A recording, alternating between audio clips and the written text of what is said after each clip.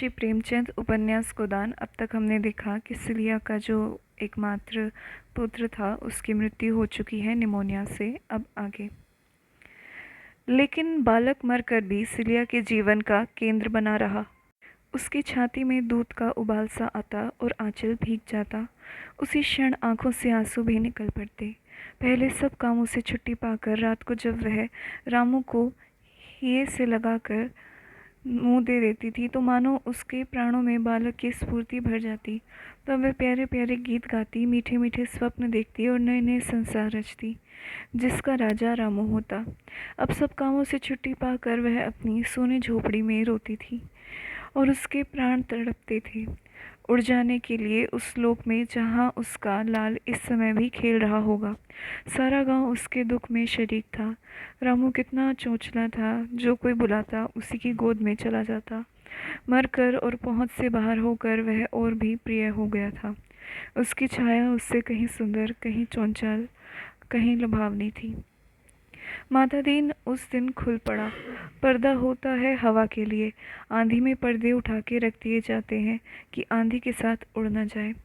उसने शव को दोनों हथेलियों पर उठा लिया और अकेला नदी के किनारे तक ले गया, जो 1 मील का पाट छोड़कर पतली सी धार में समा गई थी। 8 दिन तक उसने हाथ सीधे न हो सके। उस दिन वह जरा भी न लजाया, जरा भी न झिझका और किसी ने कुछ कहा भी नहीं, बल्कि सभी ने उसका साहस और दृढ़ता की तारीफ की। होरी ने कहा, यही मर्द का धर्म है, जिसकी बाह पकड़ी उसे क्यों छोड़ना। धनिया ने आंखें नचाकर कहा, मत बखान करो, जी जलता है। यह मर्द है? मैं ऐसे मर्द को नामर्द कहती हूँ। जब बाह पकड़ी थी तब क्या दूध पीता था कि सिलिया बामनी हो गई थी। 1 महीना बीत गया। सिलिया फिर मजूरी करने लगी थी। संध्या हो गई थी। पूर्णमासी का चांद विहंगता सा निकल आया। सिलिया ने कटे हुए खेत में से गिरे हुए जौ के बाल चुनकर टोकरी में रख लिए थे और घर जाना चाहती थी कि चांद पर निगाह पड़ गई और दर्द भरी स्मृतियों का माना स्रोत खुल गया। आंचल दूध से भीग गया और मुख आंसुओं से। उसने सर लटका लिया और जैसे रुदन का आनंद लेने लगी। सहसा किसी की आहट पाकर वह चौंक पड़ी। माता दीन पीछे से आकर सामने खड़ा हो गया। बोला, कब तक रोई जाएगी सिलिया? रोने से वह फिर तो ना आ जाएगा। और यह कहते कहते वह खुद रो पड़ा। सिलिया के कंठ में आए हुए भर्त्सना के शब्द पिघल गए। आवाज़ संभाल कर बोली, तुम आज इधर कैसे आ गए? माता दीन कातर होकर बोला, इधर से जा रहा था, तुझे बैठा देखा, चला आया। तुम तो उसे खिला भी न पाए। नहीं सिलिया, एक दिन खिलाया था। सच सच। मैं कहाँ थी? तू बाजार गई थी। तुम्हारी गोद में रोया नहीं? नहीं सिलिया, हंसता था। सच सच। बस एक ही दिन खिलाया। हाँ, एक ही दिन, मगर देखने रोज आता था। उसे खटोले पर खेलते देखता था और दिल थाम कर चला जाता था। तुम्ही को पड़ा था। मुझे तो पछतावा होता है कि नाहक उस दिन उसे गोद में लिया। यह मेरे पापों का दंड है। सिलिया की आंखों में क्षमा झलक रही थी। उसने टोकरी सर पर रख ली और घर चली। माता दीन भी उसके साथ साथ चला। सिलिया ने कहा, मैं तो अब धनिया काकी के बरोठे में सोती हूँ। अपने घर में अच्छा नहीं लगता। धनिया मुझे बराबर समझाती रहती थी। सच? हाँ सच। जब मिलती थी समझाने लगती थी। गांव के समीप आकर सिलिया ने कहा, अच्छा, अब इधर से अपने घर जाओ, कहीं पंडित देख न ले। माता दीन ने गर्दन उठाकर कहा, मैं अब किसी से नहीं डरता। घर से निकाल देंगे तो कहाँ जाओगे? मैं अपना घर बना लिया है। सच? हाँ सच। कहाँ? मैंने तो नहीं देखा। चल तो दिखाता हूँ। दोनों और आगे बढ़े। माता दीन आगे था, सिलिया पीछे। होरी का घर आ गया। माता दीन उसके पिछवाड़े जाकर सिलिया की झोपड़ी के द्वार पर खड़ा हो गया और बोला, यही मेरा घर है। सिलिया ने अविश्वास, क्षमा, व्यंग्य और दुख भरे स्वर में कहा, यह तो सिलिया चमारिन का घर है। माता दीन ने द्वार की ढाटी खोलते हुए कहा, यह मेरी देवी का मंदिर है। सिलिया की आंखें चमकने लगी। बोली, मंदिर है तो एक लोटा पानी उड़ेल कर चले जाओ। माता दीन ने उसके सर की टोकरी उतारते हुए कंपित स्वर में कहा, नहीं सिलिया, जब तक प्राण है तेरी शरण में रहूंगा, तेरी ही पूजा करूंगा। झूठ कहते हो। नहीं, मैं तेरे चरण छूकर कहता हूँ। सुना, पटवारी का लोंडा भुवनेश्वरी तेरे पीछे बहुत पड़ता है। तूने उसे खूब डांटा। तुमसे किसने कहा? भुवनेश्वरी आप ही कहता था। सच? हाँ सच। सिलिया ने दिया सलाई से कुप्पी जलाई।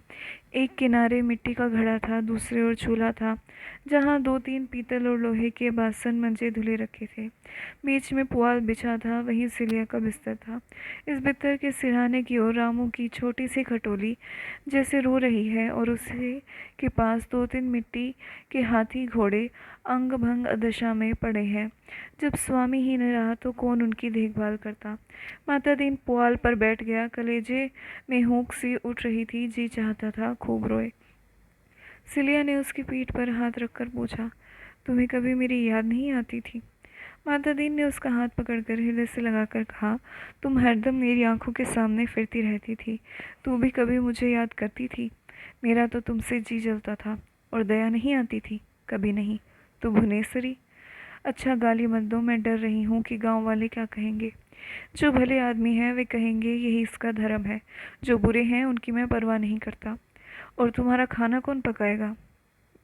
मेरी रानी सिलिया। तो बामन कैसे रहोगे? मैं बामन नहीं, चमार ही रहना चाहता हूँ।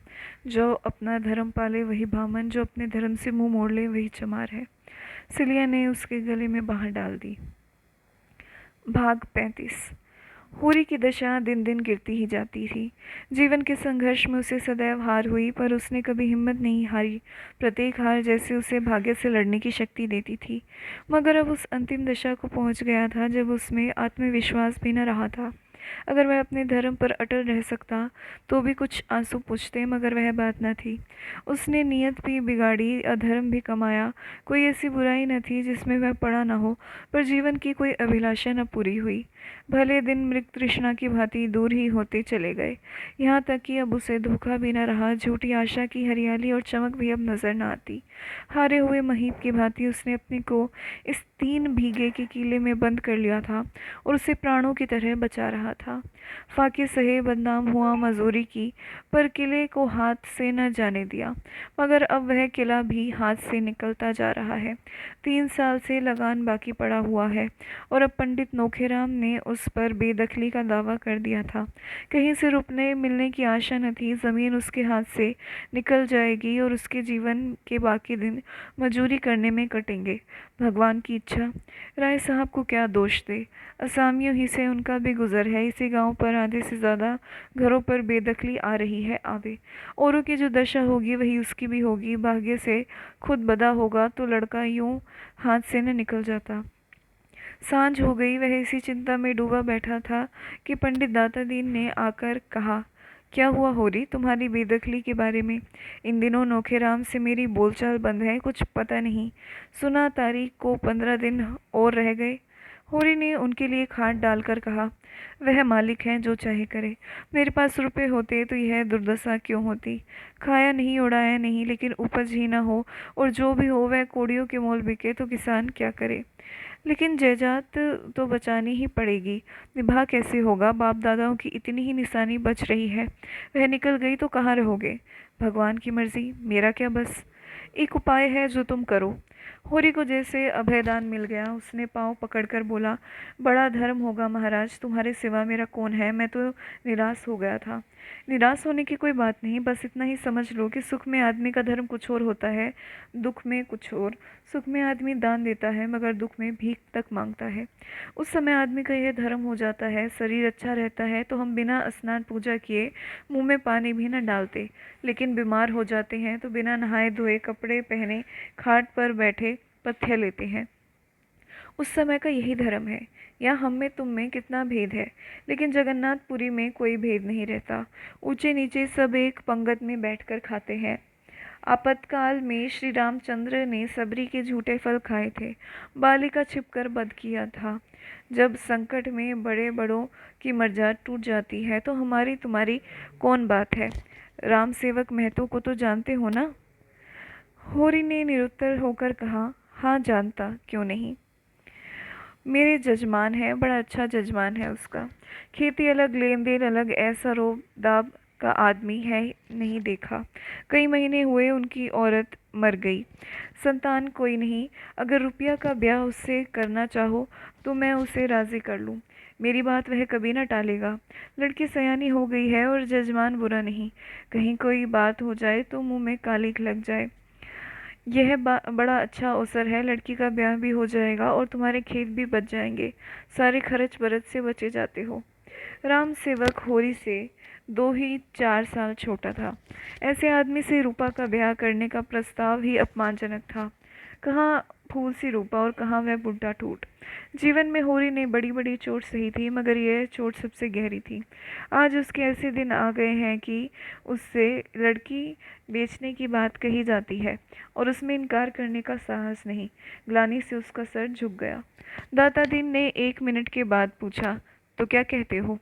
होरी ने साफ जवाब न दिया। बोला, सोच कर कहूँगा। इसमें सोचने की क्या बात है? धनिया से भी तो पूछ लूँ, तुम राजी हो कि नहीं? ज़रा सोच लेने दो महाराज, आज तक कुल में कभी ऐसा नहीं हुआ। उसकी मर्जाद भी तो रखना है। 5-6 दिन के अंदर मुझे जवाब देना, ऐसा ना हो तुम सोचते ही रहो और बेदखली आ जाए। दाता दीन चले गए। होरी की ओर से उन्हें कोई अंदेशा न था। अंदेशा था धनिया की ओर से। उसकी नाक बड़ी लंबी है, चाहे मिट जाए मर्जाद न छोड़ेगी। मगर होरी हाँ कर ले तो वह रो धोकर मान ही जाएगी। खेतों के निकलने में भी तो मर्जाद बिगड़ती है। धनिया ने आकर पूछा, पंडित क्यों आए थे? कुछ नहीं, यही बेदखली की बातचीत थी। आंसू पोंछने आए होंगे। यह तो ना होगा कि 100 रुपये उधार दे दे। मांगने का मुंह भी तो नहीं। तो यहाँ आते ही क्यों है? रुपया की सगाई की बात भी थी। किससे? राम सेवक को जानती हो? उन्हीं से। मैंने उन्हें कब देखा? हाँ, नाम बहुत दिन से सुनती हूँ। वह तो बूढ़ा होगा। बूढ़ा नहीं, हाँ अधेड़ है। तुमने पंडित को फटकारा नहीं? मुझसे कहते तो ऐसा जवाब देती कि याद करते।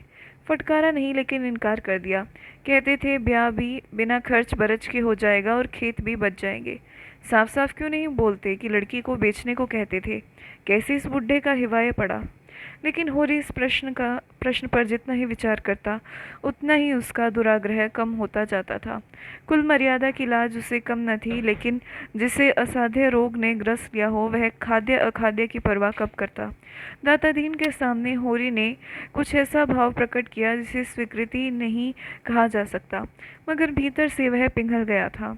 उम्र की ऐसी कोई बात नहीं, मरना जीना तकदीर के हाथ है। बूढ़े बैठे रहते हैं, जवान चले जाते हैं। रूपा के भाग्य में सुख लिखा है तो वहाँ भी सुखी उठाएगी, दुख लिखा है तो कहीं भी सुख नहीं पा सकती। और लड़की बेचने की तो कोई बात ही नहीं। होरी उससे जो कुछ लेगा उधार लेगा और हाथ में रुपए आते ही चुका देगा। उसमें शर्म या अपमान की कोई बात ही नहीं। बेशक उसमें समाई होती तो रूपा का ब्याह किसी जवान लड़के से और अच्छे कुल में करता, दहेज भी देता, बारात के पिलाने खिलाने में खूब दिल खोल कर खर्च करता। मगर जब ईश्वर ने उसे इस लायक नहीं बनाया तो कुछ कन्या के सिवा और वह क्या कर सकता है? लोग हंसेंगे, लेकिन जो लोग खाली हंसते हैं और कोई मदद नहीं करते, उनकी हंसी की वह क्यों परवाह करे? मुश्किल यही है कि धनिया नाराज़ी होगी। गधी तो थी ही, वही पुरानी लाज ढोए जाएगी। यह कुल प्रतिष्ठा के पालने का समय नहीं, अपनी जान बचाने का अवसर है। ऐसी ही बड़ी लाज वाली है तो लाए, 500 निकाले, कहाँ धरे हैं। 2 दिन गुजर गए, इस मामले पर उन लोगों में कोई बातचीत न हुई। हाँ, दोनों सांकेतिक भाषा में बात करते। धनिया कहती वर कन्या जोड़ के हों तभी ब्याह का आनंद है। होरी जवाब देता, ब्याह आनंद का नाम नहीं पगली, यह तो तपस्या है। चलो तपस्या है। हाँ, मैं कहता हूँ भगवान आदमी को जिस दशा में डाल दे उसमें सुखी रहना तपस्या नहीं तो और क्या है। दूसरे दिन धनिया ने वैवाहिक आनंद का दूसरा पहलू सोच निकाला। घर में जब तक सास ससुर देवरानी या जेठानियाँ ना हो तो ससुराल का सुख ही क्या। कुछ दिन तो लड़की बहुरानी बनने का सुख पाए। होरी ने कहा, वह वैवाहिक जीवन का सुख नहीं, दंड है। धनिया तिनक उठी, तुम्हारी बात भी निराली होती है। अकेली बहू घर में कैसे रहेगी, ना कोई आगे ना कोई पीछे। होरी बोला, तू तो इस घर में आई तो एक नहीं दो दो देवर थे, सास थी, ससुर था। तूने कौन सा सुख उठा लिया, बता। क्या सभी घरों में ऐसे ही प्राणी होते हैं? और नहीं तो क्या, आकाश की देवियां आ जाती हैं, अकेली तो बहू, उस पर हुकूमत करने वाला सारा घर। बेचारी किस किस को खुश करे? जिसका हुक्म ना माने वही बैरी, सबसे भला अकेला। फिर भी बात यहीं तक रह गई, मगर धनिया का पल्ला हल्का होता जाता। चौथे दिन राम सेवक महतो खुदा पहुँचे, कला रास घोड़े पर सवार, साथ एक नाई और एक खिदमतगार, जैसे कोई बड़ा जमींदार हो। उम्र 40 के ऊपर थी, बाल खिचड़ी हो गए थे, पर चेहरे पर तेज था, देह गठी थी। होरी उनके सामने बिल्कुल बूढ़ा लगता था। किसी मुकदमे की पैरवी करने जा रहे थे, यहाँ जरा दोपहर काट लेना चाहते थे। धूप कितनी तेज है और कितने जोरों से लू चल रही। होरी सहुआइन की दुकान से गेहूं का आटा और घी लाया। पूरियां बनी, तीनों मेहमानों ने खाया। दाता दीन भी आशीर्वाद देने आ पहुंचे। बात होने लगी। दाता दीन ने पूछा, कैसा मुकदमा है महतो? राम सेवक ने शांत जमाते हुए कहा, मुकदमा तो एक न एक लगा ही रहता है महाराज। संसार में गौ बनने से काम नहीं चलता, जितना दबो उतना ही लोग दबाते हैं। थाना, पुलिस, कचहरी, अदालत सब है हमारी रक्षा के लिए, लेकिन रक्षा कौन नहीं करता। चारों तरफ लूट है। जो गरीब है, बेकस है, उसकी गर्दन काटने के लिए सभी तैयार रहते हैं। भगवान न करे कोई बेईमानी करे, यह बड़ा पाप है, लेकिन अपने हक और न्याय के लिए न लड़ना उससे भी बड़ा पाप है। तुम ही सोचो, आदमी कहाँ तक दबे। यहाँ तो जो किसान है वह सबका नरम चारा है। पटवारी को नजराना और दस्तूरी न दे तो गांव में रहना मुश्किल। जमींदार के चपरासी और कारिंदों का पेट न भरे तो निभाना हो। थानेदार और कांस्टेबल तो जैसे उसके दामाद हैं। जब उनका दौरा गांव में हो जाए, किसानों का धर्म है वह उनका आदर सत्कार करें, नजर न्याज दे, नहीं एक रिपोर्ट में गांव का गांव बंधा जाए। कभी कानून को आते हैं, कभी तहसीलदार, कभी डिप्टी, कभी जंट, कभी कलेक्टर, कभी कमिश्नर।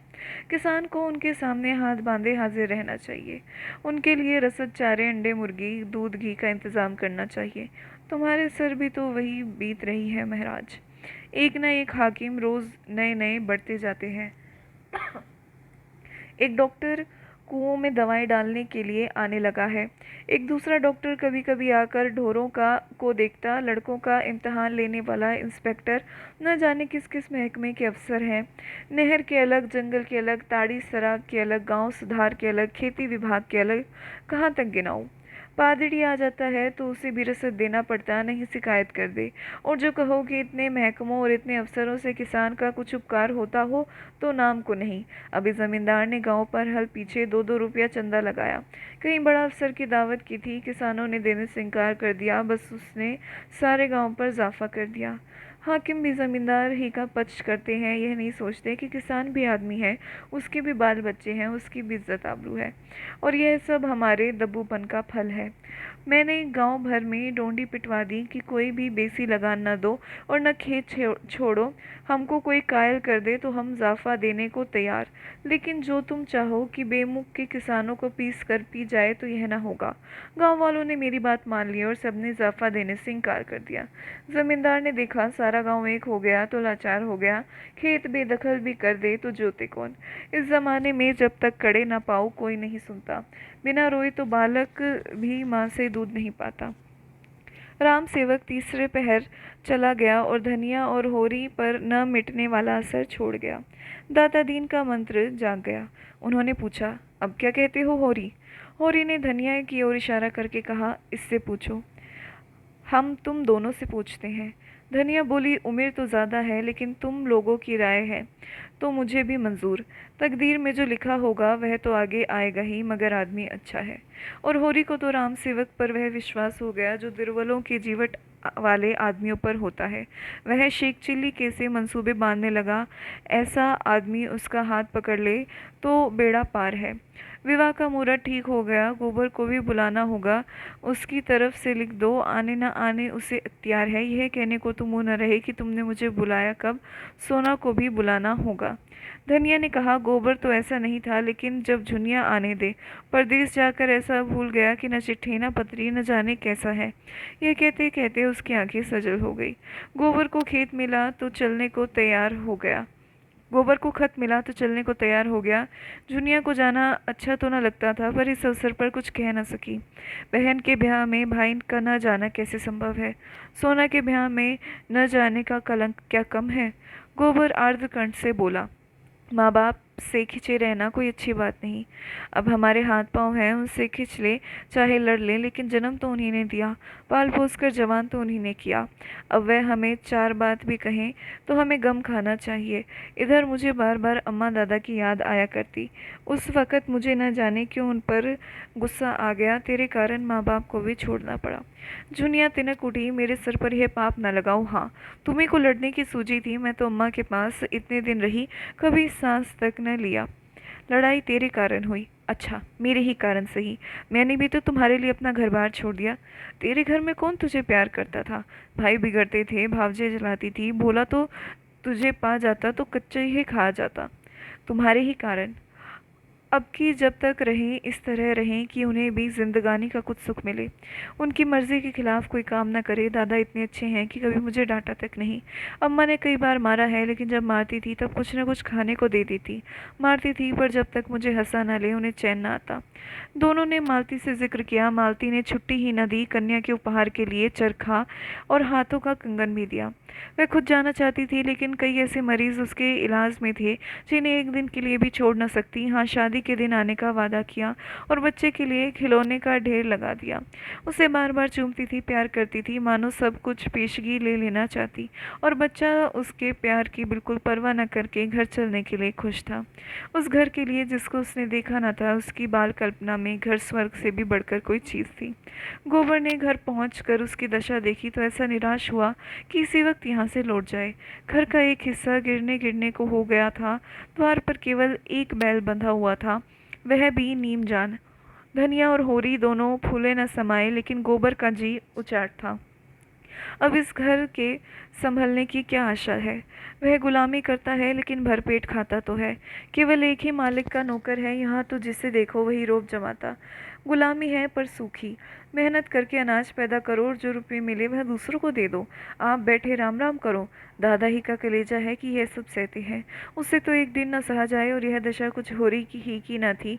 सारे गांव पर यह विपत्ति थी। ऐसा एक आदमी भी नहीं जिसकी रोनी सूरत ना हो, मानो उनके प्राणों की जगह वेदना ही बैठी उन्हें कठपुतलियों की तरह नचा रही हो। चलते फिरते हैं, काम करते हैं, पिसते हैं, घुटते हैं, इसीलिए कि पिसना और घुटना उनके तकदीर में लिखा था। जीवन में न कोई आशा, न कोई उमंग, जैसे उनके जीवन के सोते सूख गए हों, सारी हरियाली मुरझा गई हो। जेठ के दिन हैं, अभी तक खलिहानों में अनाज मौजूद है, मगर किसी के चेहरे पर खुशी नहीं। बहुत कुछ तो खलिहान में ही तुलकर महाजनों और कारिंदों की भेंट जा चुका। जो कुछ बचा है वह भी दूसरों का है। भविष्य अंधकार की भांति उनके सामने है, उसमें उन्हें कोई रास्ता नहीं सूझता। उनकी सारी चेतनाएं शिथिल हो गई। द्वार पर मनो कूड़ा जमा है, दुर्गंध उड़ रही, मगर उनकी नाक में न गंध, न आंखों में ज्योति। सरे शाम से द्वार पर गीदड़ रोने लगे, मगर किसी को गम नहीं। सामने जो कुछ मोटा झोटा आ जाता वह खा लेते, उसी तरह जैसे इंजन कोयला खा लेता। उनके बैल चूनी चोकर के बगैर नाद में मुंह नहीं डालते, मगर उन्हें केवल पेट में कुछ डालने को चाहिए। स्वाद से उन्हें कोई प्रयोजन नहीं। उनका रसना मर चुकी है, उनके जीवन में स्वाद का लोप हो गया।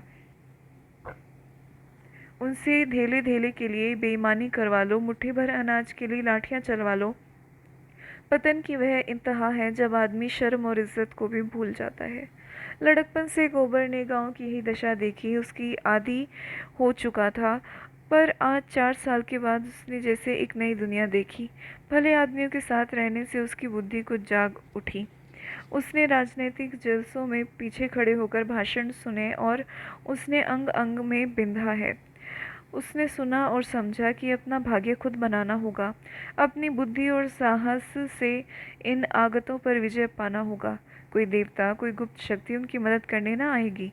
और उसमें गहरी संवेदना सजग हो उठी।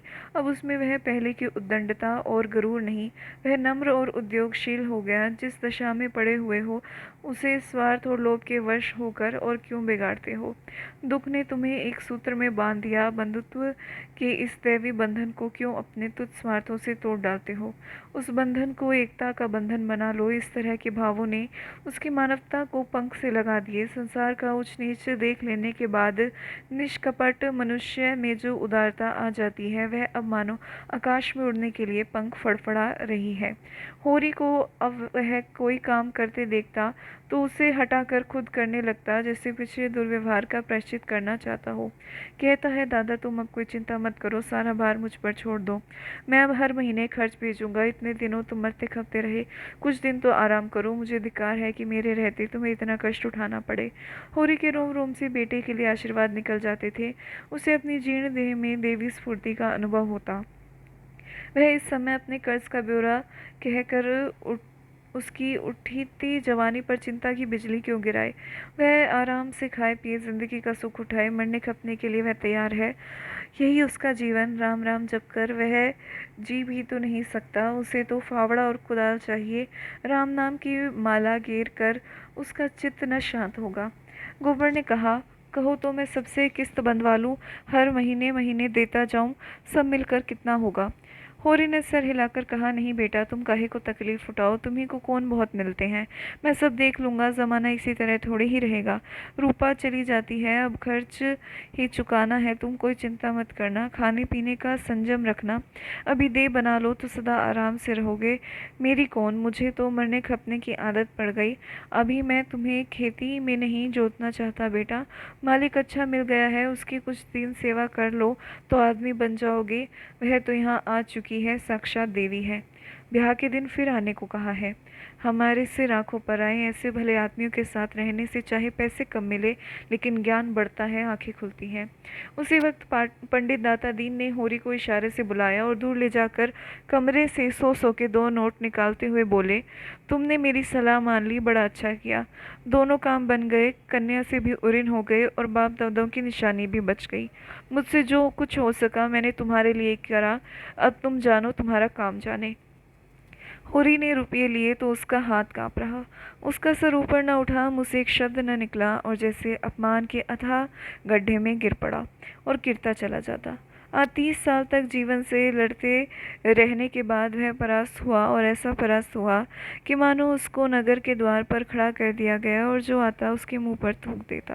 वह चिल्ला चिल्ला कर कह रहा है, भाइयों मैं दया का पात्र हूँ, मैं नहीं जाना जेठ की लू कैसे होती है, माँ की वर्षा कैसे होती है, इस देह को चीर कर देखो, इसमें कितना प्राण रह गया, कितना जख्मों से चूर, कितना ठोकरों से कुचला हुआ। उससे पूछो, कभी तूने विश्राम के दर्शन किए, कभी तू छाँव में बैठा, उस पर यह अपमान, और वह अब भी जीता है, कायर लोभी अधम। उसका सारा विश्वास जो अगाध होकर स्थूल और अंधा हो गया, मानो टुक टुक उड़ गया है। दाता दीन ने कहा, मैं तो जाता हूँ, ना हो तुम इसी वक्त नोखेराम के पास चले जाओ। होरी दीनता से बोला, चला जाऊंगा महाराज, मगर मेरी इज्जत तुम्हारे हाथ है। भाग 36 अंतिम भाग। 2 दिन तक गांव में खूब धूमधाम रही, बाजे बजे, गाना बजाना हुआ और उपारोध होकर विदा हो गई। मगर होरी को किसी ने घर से निकलते न देखा, ऐसा छिपा बैठा था जैसे मुंह में कालिख लगी हो। मालती के आ जाने से चहल पहल और बढ़ गई, दूसरे गांव की स्त्रियां भी आ गई। गोबर ने अपने शील स्नेह से सारे गांव को मुग्ध कर लिया। ऐसा घर न था जहां वह अपने मीठे व्यवहार की याद न छोड़े। बोला तो उसके पैरों पर गिर पड़े। उनकी स्त्री ने उसको पान खिलाया और 1 रुपया बिदाई दी और उसका लखनऊ का पता भी पूछा। कभी लखनऊ आएगी तो उससे ज़रूर मिलेगी, अपने रुपए की उससे कोई चर्चा न की। तीसरे दिन जब गोबर चलने लगा तो होरी ने धनिया के सामने आंखों में आंसू भरकर वह अपराध स्वीकार किया जो कई दिन से उसकी आत्मा को मथ रहा था, और रोकर बोला, बेटा, मैंने इस जमीन के मुंह से पाप की गठरी सर पर ला दी, न जाने भगवान मुझे इसका क्या दंड देगा।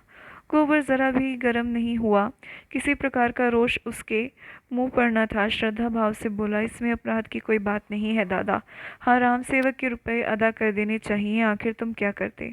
मैं किसी लायक नहीं, तुम्हारी खेती में उपज नहीं, करज कहीं मिल नहीं सकता है, 1 महीने के लिए भी घर में भोजन नहीं, ऐसी दशा में तुम और कर ही क्या सकते। जेजात न बचाते तो रहते कहाँ। जब आदमी का कोई बस नहीं चलता तो अपनी को तकदीर पर ही छोड़ देता है। न जाने यह धांधली कब तक चलती रहेगी। जिसे पेट की रोटी मैसर नहीं, उसके लिए मर्जाद और इज्जत सब ढोंग है। औरों की तरह तुमने भी दूसरे का गला दबाया होता, उनकी जमा मारी होती, तो तुम भी भले आदमी होते। तुमने कभी नीति को नहीं छोड़ा, यही उसी का दंड है। तुम्हारी जगह मैं होता, या तो जेल में होता या फांसी पा गया होता। मुझसे यह कभी बर्दाश्त न होता कि मैं कमा कमा कर सबका घर भरूं और आप अपने बाल बच्चों के साथ मुंह में जाली लगाए बैठा रहूं।